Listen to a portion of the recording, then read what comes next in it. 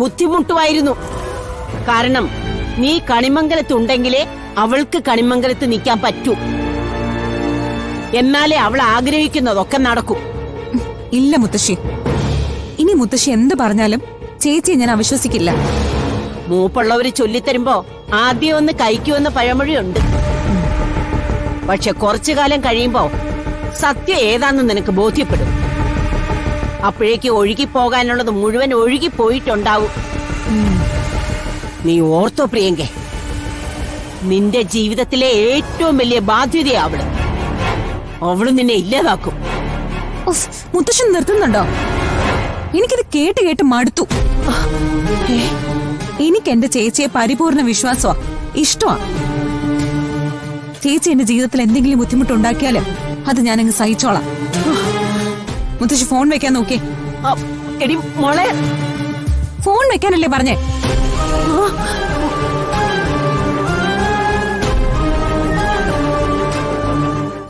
ഞാനത് ചെയ്യില്ല. പിന്നെ ഒരുപാട് എന്നെ നിർബന്ധിച്ച ഞാൻ അങ്ങ് എന്തെങ്കിലും ചെയ്തങ്ങ് അവസാനിക്കും. എന്താ പറയുന്നേ? പിന്നല്ലാതെ. എടോ, എനിക്ക് മനസമാധാനത്തോടെ കുറച്ചു കാലങ്ങളിൽ ജീവിക്കാൻ പറ്റിയില്ലെങ്കിലേ, എന്റെ ആഗ്രഹങ്ങളൊന്നും നടക്കില്ലെങ്കിലേ, പിന്നെ ചാവല്ലാതെ വേറെന്താ ചെയ്യാ? എടോ, ഞാൻ എപ്പോഴും പറയുന്നതാ, ഉള്ളിലുള്ള സ്നേഹം ആർക്കു വേണ്ടി മറച്ചു വെക്കരുത്.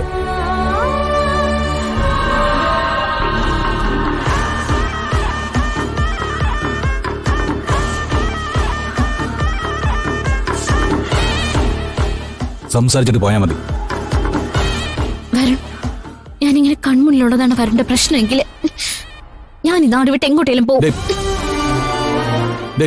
ഈ മറുപടി അല്ല എനിക്ക് കേൾക്കേണ്ടത്, കേട്ടല്ലോ? അധികം നമ്മുടെ മുമ്പിലൂടെ കാർ ഓടിപ്പോയിക്കൊണ്ടിരിക്കുക. എല്ലാ ആഗ്രഹങ്ങളും അവസാനിക്കുന്നവരെ ഇങ്ങനെ ഒളിച്ചും മറിഞ്ഞു ഒഴിഞ്ഞു മാറി നടക്കാൻ പറ്റുമോ? ഇതിനേക്കാൾ കൂടുതൽ എങ്ങനെയും ഞാൻ തന്നെ സ്നേഹിക്കേണ്ടത്, അത് താനൊന്ന് പറഞ്ഞതാ. നോക്ക്, തന്റെ തീരുമാനം വൈകുന്ന ഓരോ നിമിഷവും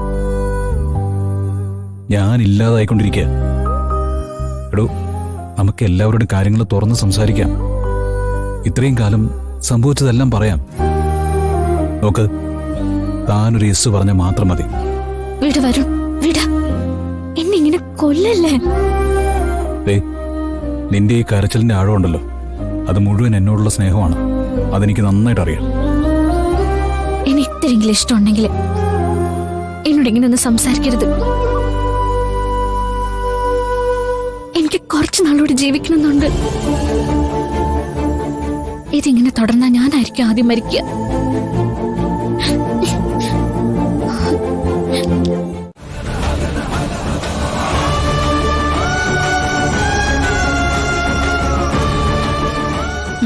ഇനി എടുത്തി പറ, ഉർവശിക്ക് കുശുംബ ഭ്രാന്ത, അതുകൊണ്ടാ ഇത്തരം കാഴ്ചകൾ ഉണ്ടാക്കി പറയുന്നതെന്ന്.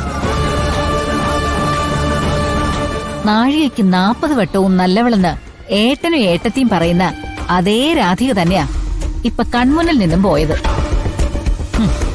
എത്രയോ നാളുകളായിട്ട് ഈ ഒളിച്ചുകളി ഇവിടെ നടക്കുന്നറിയോ? അവള് മിടിക്കുക ഏട്ടത്തി. പ്രിയങ്കയും വരുണും തമ്മില് അടുക്കാത്തതിന്റെ പ്രധാന കാരണം ഇവളാ.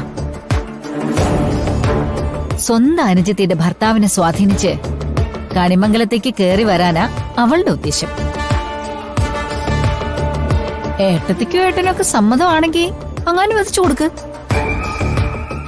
അല്ലെങ്കിൽ പണ്ടത്തെ പോലെ ഒരു പുരുഷന് 2 ഭാര്യയെന്നങ്ങ് സമ്മതിച്ചു കൊടുക്കണം. പുതിയ നാണക്കേടുകളുടെ ആരംഭം കണിമംഗലത്തുനിന്ന് തന്നെ ആവട്ടെ. മതി. ഇതെന്താ ചെയ്യേണ്ടെന്ന് എനിക്കറിയാം. കണിമംഗലത്തുണ്ടായ ഈ നാണക്കേട് ഒരു കുഞ്ഞു പോലും അറിയാതെ പരിഹരിക്കണം. ഉർവശി വന്നേ, വാ.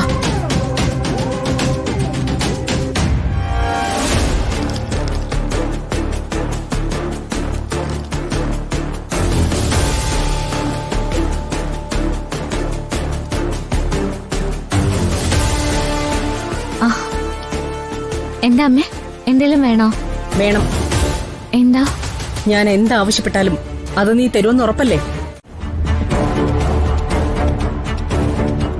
നീ കാണിച്ച വൃത്തികേട് എന്താണെന്ന് ഇപ്പൊ എനിക്ക് അവളോട് പറയാൻ പറ്റില്ല.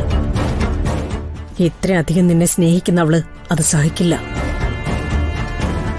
അവൾ എന്തെങ്കിലും ചെയ്താ എനിക്ക് എന്റെ മരുമകളെ നഷ്ടപ്പെടുന്നേ.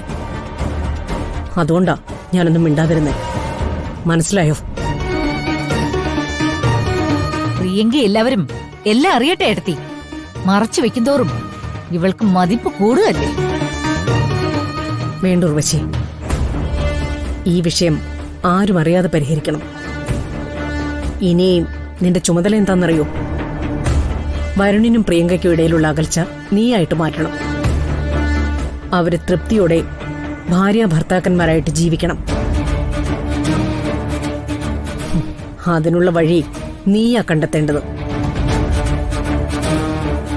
അതിൽ നിന്നും എന്തെങ്കിലും മാറ്റം വന്ന നീ ദൈവത്തിനെ പോലെ സ്നേഹിക്കുന്ന ആറ്റുവാശ്ശേരി ദേവനാരായണൻ തിരുമേനിയുണ്ടല്ലോ, നിനക്ക് വീണ് കിട്ടിയ അച്ഛൻ, അയാളായിരിക്കും നെഞ്ചു പൊട്ടിച്ചാവാൻ പോകുന്നത്.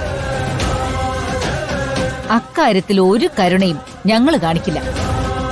ഏട്ടത്തി കാണിച്ചാലും ഞാൻ കാണിക്കില്ല. ഉർവശി, ഇപ്പൊ ഈ കാര്യം നമുക്ക് 3 പേർക്ക് മാത്രമേ അറിയൂ. 4മതൊരാൾ അറിഞ്ഞാൽ അത് ഉർവശി പറഞ്ഞിട്ടാണെന്ന് എനിക്കറിയാം. അങ്ങനെന്തേലും നീ പറഞ്ഞ് ഈ കുടുംബത്ത് വീണ്ടും ഒരു പ്രശ്നമായാൽ നിന്നോടും ഈ നിലപാട് തന്നെയായിരിക്കും എനിക്ക്. നീ ഈ കണിമംഗലത്തുനിന്ന് പുറത്തു പോകേണ്ടി വരും. എന്റെ അടുത്ത് ഞാൻ പറയില്ല. നമ്മുടെ കുടുംബത്തിന്റെ ദൂഷ്യം നമ്മൾ എന്തിനാ പുറത്തറിയിക്കുന്നത്?